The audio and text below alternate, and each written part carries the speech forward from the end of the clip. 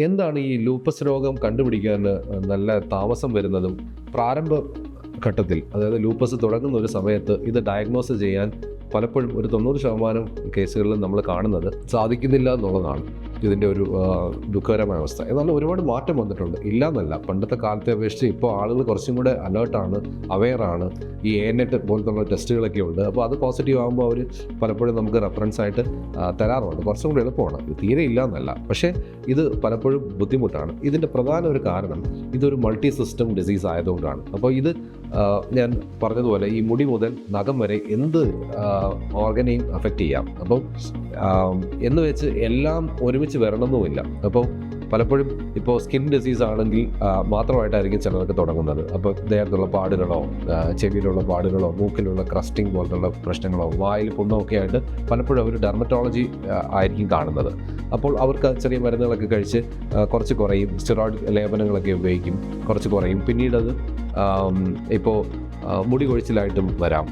ചിലപ്പോൾ ഹാർട്ടിൻ്റെ പ്രോബ്ലമായിട്ടായിരിക്കും വരുന്നത്. ഇപ്പോൾ ഹാർട്ടിൻ്റെ പ്രോബ്ലം വരുമ്പോൾ കിതപ്പ്, കയറുമ്പോഴുള്ള സ്റ്റെപ്പ് കയറുമ്പോഴുള്ള കിതപ്പ്, നെഞ്ചിടിപ്പ് മുതലായ ലക്ഷണങ്ങളായിട്ടും അപ്പോൾ ഒരു കാർഡിയോളജി ഡോക്ടറെ ആയിരിക്കും കാണിക്കുന്നത്. അപ്പോൾ അവർ അതിൻ്റെ രീതിയിൽ നോക്കുമ്പോൾ ചെറിയ ബ്ലോക്കോ മറ്റോ എന്തെങ്കിലും കാണും ചിലപ്പോൾ. അപ്പോൾ അതിൽ നമ്മൾ ക്യാരിഡ് അവേ ആയിപ്പോവും. ഇപ്പോൾ കിഡ്നിയിൽ പ്രോട്ടീൻ ലീക്കായിട്ട് വരുമ്പോൾ ചിലപ്പോൾ ഒരു നെഫ്രോളജി ഡോക്ടറെ ആയിരിക്കും കാണുന്നത്. ഇപ്പോൾ വയറിൻ്റെ lupus enteritis, loose motion vasculitis അങ്ങനത്തെ പ്രശ്നങ്ങളൊക്കെ വരുമ്പോൾ ചിലപ്പോൾ ഗ്യാസ്ട്രോ ഡോക്ടറെ ആയിരിക്കും കാണുന്നത്. തലവേദന, ചിലർക്ക് ലൂപ്പസ് ഹെഡേക്ക് ആയിട്ട് വരാം.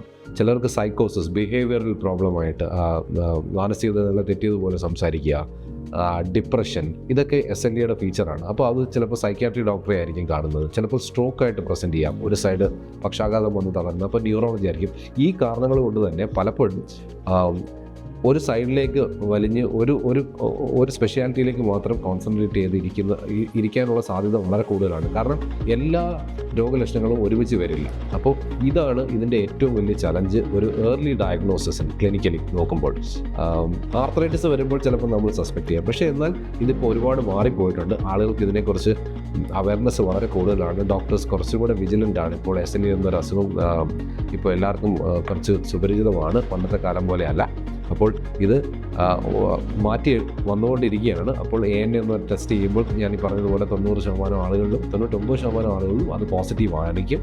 ESR ഇവർക്ക് കൂടുതലായിരിക്കും. എപ്പോഴും വിട്ടുമാറാത്ത പനി മുതലായ ലക്ഷണങ്ങളായിട്ട് വരുന്നവർക്കും മിക്കപ്പോഴും SLE ഇപ്പം എല്ലാവരും ഒരു ഡിഫറൻഷ്യൽ ഡയഗ്നോസിസ് വെക്കാറുണ്ട്.